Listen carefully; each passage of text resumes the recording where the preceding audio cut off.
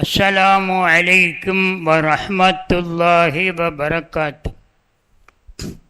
உக்கத்திமு பிஸ்மில்லா ஜல்ல வகஸ்ஸமா உஹம்திலு ஹம்தம் பித்தவாமி முஅஸ்ஸமா உசல்லிமு தஸ்லீமன் கஸீரன் கியாஸமா உசல்லி ஸலாத்தன் தம்லஉல் அர்த வஸ்ஸமா அலா மன் லஹு அலல் உலா முத்தபவ்வ. رب اشرح لي صدري ويسر لي أمري واحلل عقدة من لساني يفقه قولي. ربي تمم بالخير والسعادة وما توفيقي إلا بالله عليه توكلت وإليه منيب. பெருகி வரும் கருணையினால் பேருலகை காத்து வரும் அருளாளன் அன்புடையோன் அல்லாஹுவின் திருப்பெயரால் தொடக்கம். இருட்டினிலே இடறிவிழும் இனத்தவருக்கு இஸ்லாத்தின் பெரு விளக்கை காட்ட வந்த பெருமானார் கண்மணி நாயகம் ஸல்லல்லாஹு அலைஹி வஸல்லம் அவர்களுடையவும் அவர்களின் அன்பு தோழர்கள் அருமை குடும்பத்தார்கள் அவர்களின் புனிதமிக்க பாதையிலே வாழ்ந்த புண்ணிய பூமான்கள் அனைவரின் ஆத்ம ஆசையினை மனம் மொழி மெய் ஆத்மாவினால் வேண்டி விரும்பியவனாக தொடர்கின்றேன்.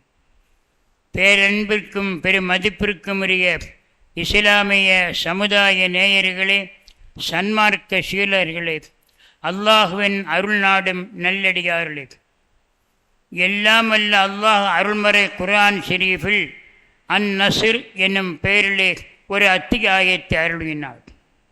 அந்த அத்தியாயம் சொல்லுகிற செய்தி என்ன? வெளிப்படையாக அதனுடைய பொருளை பார்த்தால் அது சொல்வது ஒரு செய்தி, ஆனால் அது அந்தரங்கத்தில் அல்லாஹுடைய ரசூல் இந்த உலகத்தை விட்டு வஃபாத்தாகிற தருணம் நெருங்கிவிட்டது என்பதை அறிவிக்கிறது. இதோ அந்த வசனம், இதா ஜாஅ நஸ்ருல்லாஹி வல் ஃபத்ஹு, அல்லாஹுடைய உதவியும் அல்லாஹுடைய வெற்றியும் உங்களை வந்தடைந்தால்.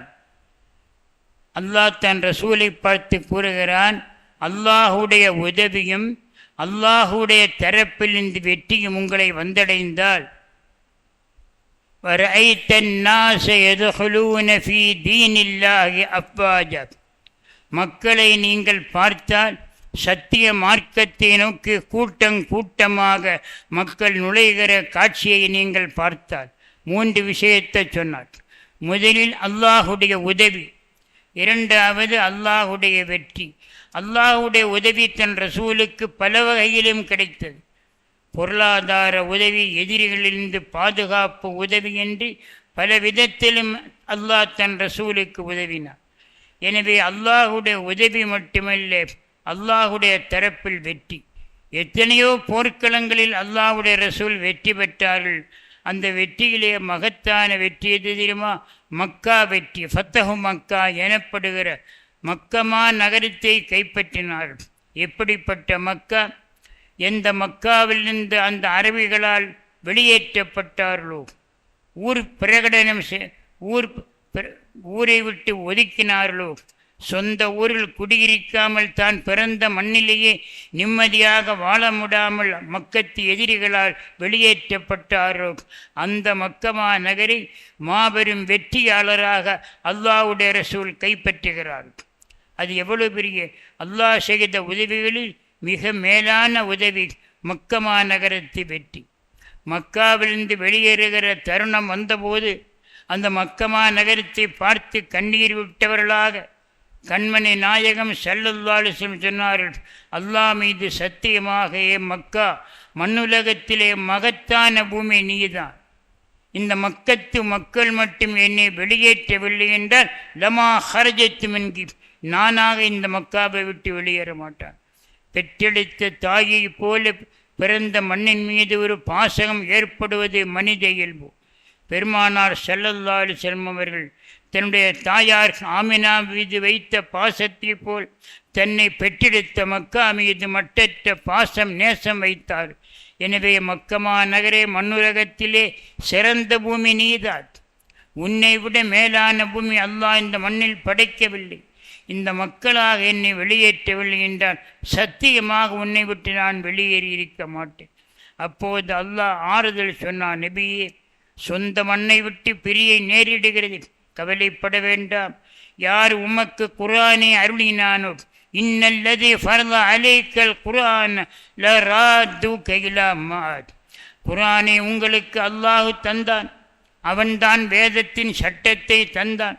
அந்த குர்ஆனை நீங்கள் எடுத்து சொன்னதினால் சொந்த மண்ணிலிருந்து வெளியேற்றப்படுகிறீர்கள், கவலைப்படாதீர்கள்.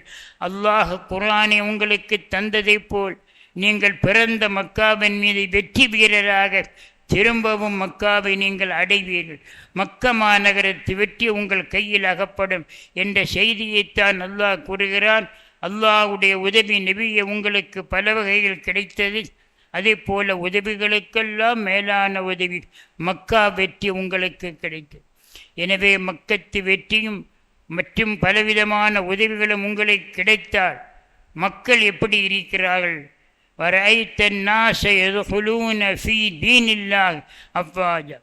அல்லாஹுடைய மார்க்கத்தில் ஒருவர் பின் ஒருவராக அல்ல, ஒன்றோ இரண்டோ அல்ல, கூட்டம் கூட்டமாக இஸ்லாத்தை மக்கள் ஏற்பார்கள். அந்த காட்சியை நீங்கள் பார்த்தால் அல்லாஹ்வை புகழ வேண்டும். அது அல்லாஹ் செய்த மிகப்பெரிய அருட்கொடை அல்லவா. எனவே ஃபஸப்பிஹ் பிஹம்தி ரப்பிக்க, உம்முடைய இறைவனை புகழ்ந்து நீங்கள் தஸ்பீஹ் செய்யுங்கள். வஸ்தக்ஃபிரு, அல்லாஹ்விடம் பாவ மன்னிப்பு கோருங்கள். இன்னஹு தஆலா ஃபஸ்தக்ஃபிருல்லாஹ் இன்னல்லாஹ தவ்வாபுர் ரஹீம், அல்லாஹு தஆலா மன்னிக்க கூடியவனும் கருணை உள்ளவனுமாக இருக்கிறான் என்ற செய்தியை அல்லாஹ் இந்த வசனத்தில் இறக்கினான். எனவே இந்த வசனம் காட்டக்கூடிய வெளிப்பொருளை விட அகப்பொருள் எல்லோருக்கும் தெரியாது. இப்னு அப்பாஸ் ரலியல்லாஹு தஆலா ஒரு சஹாபி, இளம் வயதிலேயே இஸ்லாத்தை ஏற்றிக்கொண்டார். அவர் பத்ர் போரில் பங்கேற்ற பாக்கியமிக்க சஹாபி.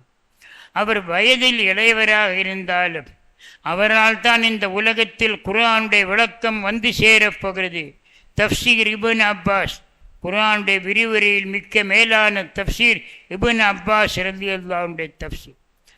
எனவே அல்லாஹு தஆலாவுடைய நாட்டம், வயதில் இளையவர் இஸ்லாத்தை ஏற்றுக்கொண்டார். வயதில் மூத்தவர்களான சஹாபாக்கள் இருக்கும்போது உமர் இப்னு கத்தாப் ரலியல்லாஹு தஆலா அவர்கள் இப்னு அப்பாஸ் ரலியல்லாஹுவுக்கு முக்கியத்துவம் கொடுத்தார். அவர்களை போற்றினார்கள், பக்கத்திலே உட்கார வைத்தார். எந்த அளவுக்கென்றால் வயதில் மிக இளையவரான இப்னு அப்பாஸ் ரலியல்லாஹு அவர்களை உமர் இப்னு கத்தாப் ரலியல்லாஹு தஆலா தன்னுடைய சபையிலே மிக்க மேலான இடத்தில் பக்கத்திலே அமர வைத்த போது கேட்டார்கள் சில சஹாபாக்கள், அமீருல் முஃமினீன் அவர்களே, தாங்கள் வயது இளைய இப்னு அப்பாஸை இந்த அளவுக்கு முக்கியத்துவம் கொடுத்து நமது சபைகளில் உட்கார வைத்திருக்கிறோம், என்ன காரணம்? நடைமுறையில் பார்க்கிறோம், பெரிய ஆட்களாக உட்கார்ந்து பேசும்போது சின்ன பிள்ளை அந்த பக்கம் போச்சு சொல்லுவோமா இல்லையா? பெரியவர்கள் பேசக்கூடிய சபையிலே சிறுவர்கள் வந்து பார்த்தால், அவர்கள் வேடிக்கை பார்க்க வந்தாலும் விளையாட்டாக வந்தாலும் சிறுவர்களை பெரியவர் சபையிலே பார்க்கும்போது சின்ன பிள்ளைகள்லாம் அந்த பக்கம் ஒதுங்குகிறீங்க என்று சொல்கிறோம். அதே போல இப்னு அப்பாஸ் ரலியல்லாஹு தஆலா என்ற இந்த சிறுவர் சஹாபிக்கு உமர் இப்னு கத்தாப் ரலியல்லாஹு முக்கியத்துவம் கொடுத்து சபையிலே அமர வைத்த போது அமீருல் முஃமினீன் அவர்களே, இது நியாயமா முறையா? எங்களுக்கும் இந்த வயதில் பிள்ளைகள் இருக்கிறார்கள், எங்கள் பிள்ளைகளை நாங்கள் தனியாக உட்கார வைப்போம், ஆனால் நீங்கள் பெரியவர்களான நமக்கு மத்தியில் அந்த சிறு பிள்ளையை உட்கார வைத்திருக்கிறீர்களே, என்ன காரணம் என்று கேட்டவுடன் இந்த சூறாவை பெருமானார் ஸல்லல்லாஹு அலைஹி வஸல்லம் ஓதி காட்டு. அல்லாஹ் அருளிய ஒரு சூறா, இதா ஜா நஸ்ருல்லாஹ். இந்த சூறா சொல்லக்கூடிய செய்தி என்ன, உங்களில் யாருக்காவது தெரியுமா என்று கேட்டு இப்னு அப்பாஸ் நீங்கள் சொல்லுங்கள். உடனே இப்னு அப்பாஸ் ரலியல்லாஹு தஆலா சொன்னார்கள், இந்த சூறா சொல்லுகிற செய்தி, எம் பெருமானார் ஸல்லல்லாஹு அலைஹி வஸல்லம் வெகு விரைவில் வஃபாத்தாகி விடுவார்கள், இந்த மண்ணுலகத்தை விட்டு மறைந்து விடுவார்கள் என்பது சூறாவின் செய்தி. எல்லோருக்கும் ஆச்சரியம், அப்படி எதுவும் அந்த சூறாவில் இல்லை. சூறாவுடைய அர்த்தத்தை பாருங்கள்.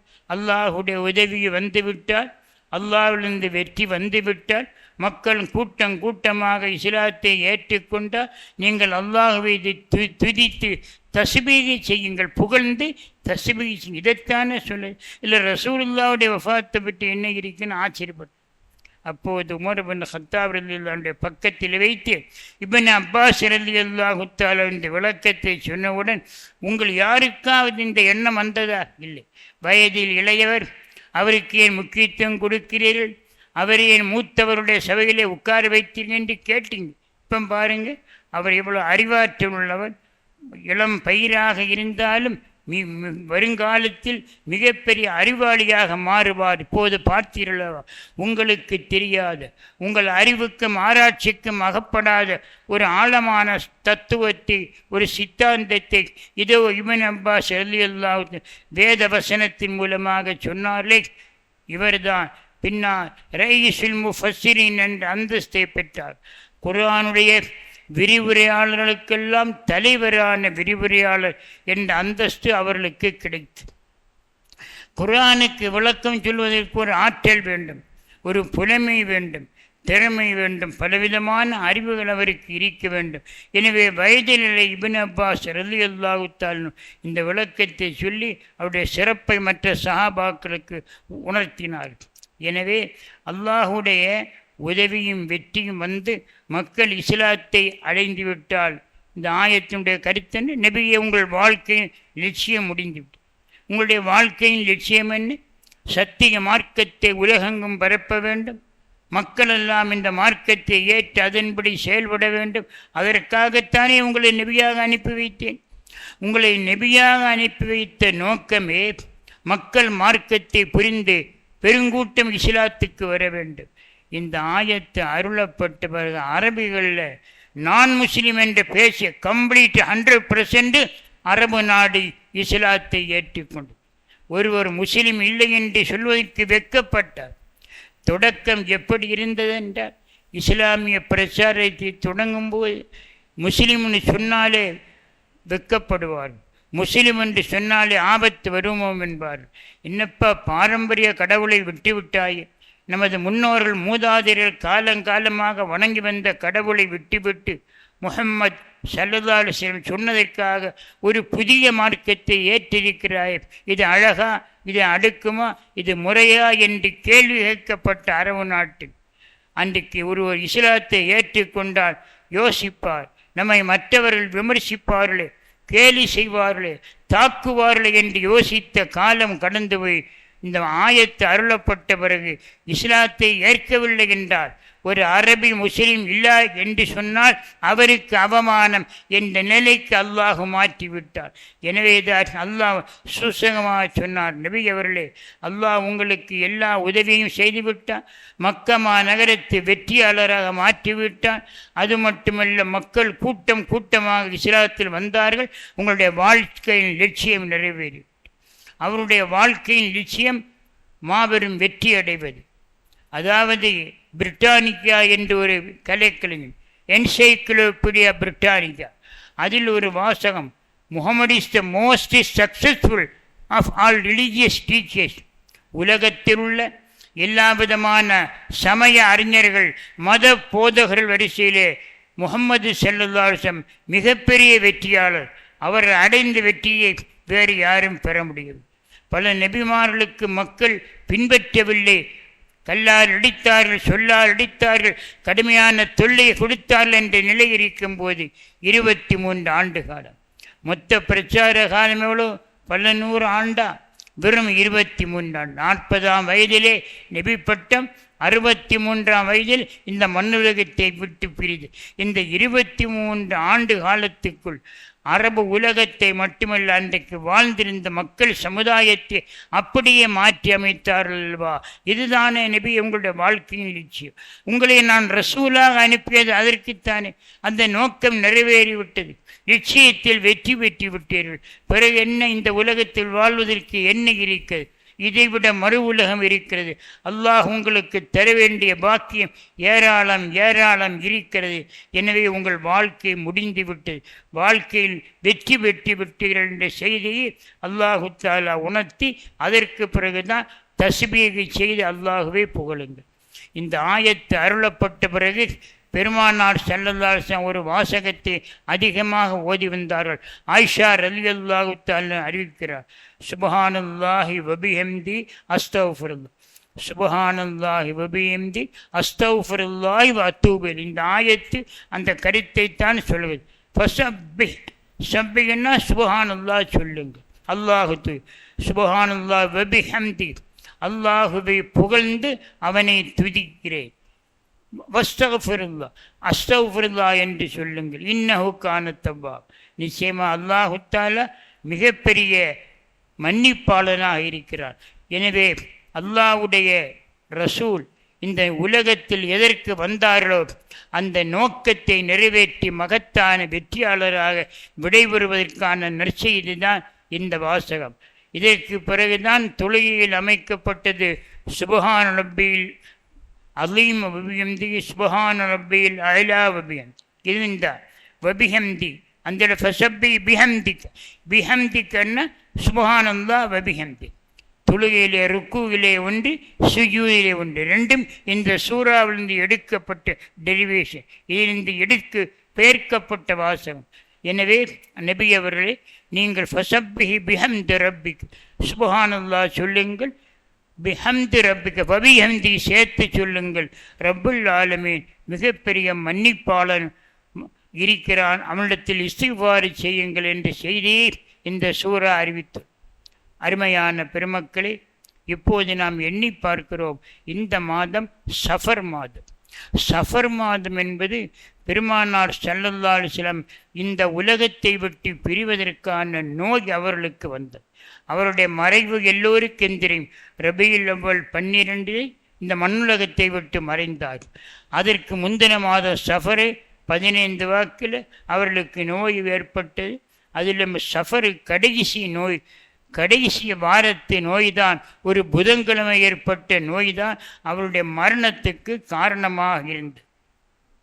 எனவே சஃபர் மாதத்து கடைசி புதன், கடைசி புதன் என்பதற்கு லாஸ்ட் வெனஸ்டே, அதுக்கு தமிழில் என்ன செய்வோம், ஒடுக்கத்து புதன். ஒடுக்கம் என்றால் கடைசி, கியாமத்து நாளுக்கு ஒடுக்கத்து நாள். நம்முடைய பழங்கால தமிழிலே இறுதி நாளை குறிக்க ஒடுக்கத்தினால் என்போம். ஒடுக்கத்தினால் கடைசி நாள், ஒடுக்கத்து புதன் கடைசி புதன். யாருக்கு கடைசி புதன்? அதற்கு பிறகு புதன்கிழமை வராதா? எல்லா மாதத்திலும் தானே புதன்கிழமை வருது. பெருமானார் ஸல்லல்லாஹு அலைஹி வஸல்லம் ஒரு புதன்கிழமை நோய் ஏற்பட்டது. அந்த புதன்கிழமையுடைய வாழ்க்கையின் நிறைவாக அமைந்து விட்டதினால்தான் இந்த சஃபர் மாதத்தில் வந்ததினால் அந்த ஒடுக்கத்து புதன் என்ற வார்த்தை வந்தது. அதுக்கு சற்று முந்தின வாரம்தான் இந்த வாரம், ஒடுக்கத்து புதனுக்கான முந்தின வாரம். எனவே பெருமானார் இந்த மண்ணுலகத்தை விட்டு பிரிந்த செய்தி அறிவுறுத்தக்கூடிய ஒரு அத்தியாயம்தான் இதா ஜா நஸ்ருல்லா. எனவே நாம் எல்லோரும் இந்த சூறாவை அம்மஜூஸில் இடம்பெற்ற சூறாவை அதிகமாக ஓதியிருப்போம். பலரும் இந்த சூறாவை மனப்பாடம் செய்திருப்போம். இந்த சூறா நமக்கு சொல்லித்தரக்கூடிய செய்தி, மண்ணுலகத்தை விட்டு மாணவி ஸல்லல்லாஹு அலைஹி வஸல்லம் மறைந்தார்கள் என்ற செய்திதான். எனவே அந்த மறைந்த மாணவி ஸல்லல்லாஹு அலைஹி வஸல்லம் மண்ணுலகத்தை விட்டு மறைந்தாலும் நம்முடைய மன உலகத்தை விட்டு மறையவில்லை. நமக்குள்ளே வாழ ஹயாத்து நபியாக இருக்கிறார். அவனுடைய வாழ்க்கை செயல்பாடு ஹயாத்துடைய நிலையில் தான் இருக்கிறது. புற பார்வை விட்டு மறைந்தார்கள், மண்ணுலகத்தின் வெளி தோற்றத்தை விட்டு மறைந்தார்கள், மறைமுகமாக வாழ்ந்து கொண்டிருக்கிறார்கள் என்ற உயர்ந்த செய்தி இன்ஷா அல்லாஹ் அடுத்தடுத்த வாரங்களில் நாம் பார்ப்போம். எல்லாமல்ல அல்லாஹ் அல்லாஹ்வுடைய ரசூலை நினைத்து பார்த்து அவர்கள் மீது ஸலவாத்து சொல்லக்கூடிய பாக்கியத்தை தருவானாக. இந்த வெள்ளிக்கிழமை என்பது ஸலவாத்து அதிகம் சொல்ல வேண்டிய நாள். நமக்கெல்லாம் தெரியும், சூரத்துல் கஹ்ஃப் ஓத வேண்டிய நாள் வாரத்தில் ஒரு நாள் வெள்ளிக்கிழமை. இந்த சூரத்துல் கஹ்ஃப் சூறாவுடைய ஒட்டி இருக்கிற அமல் என்ன? ஸலவாத்து ஓதுவது.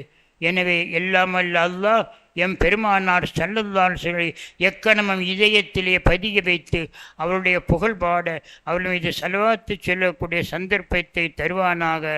ஆமீன் யா ரப்பல் ஆலமீன். வ ஆஹிர் தஅவானா அனில் ஹம்துலில்லாஹி ரப்பில் ஆலமீன்.